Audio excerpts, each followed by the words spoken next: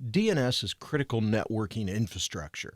Every email, instant message, website, and business application relies on DNS.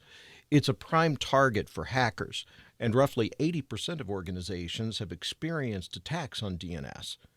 A lot of companies don't understand the importance of DNS and don't know how vulnerable they are to attacks.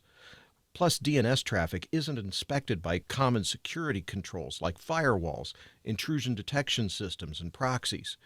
In this security overview, I'll describe the main threats to DNS, some basic mitigation strategies, and how Infoblox products fit into the security landscape.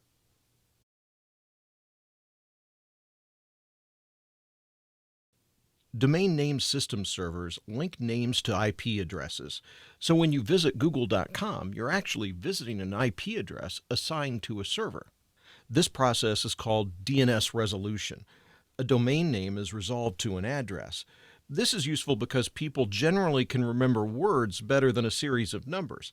It's also useful for allowing services to move to different IP addresses without having to change the domain names that are being used. DNS isn't limited to just web browsing. Email servers get resolved to IP addresses, and business applications use DNS to get data from other servers. Without DNS, your email application wouldn't know where to find your email. Your web browser wouldn't know how to find google.com, and your business applications wouldn't be able to exchange data. Without DNS, your users would basically be shut out of the internet. What would the cost be to your business if DNS stopped working? Lost revenue, maybe over $100,000 per hour, lost customers, consumed and overtaxed IT departments, and if the outage lasts long enough, permanent brand damage. Some recent data breaches have cost more than $100 million. Enterprises need to start thinking of DNS as a core network infrastructure, the same way they regard routing and switching.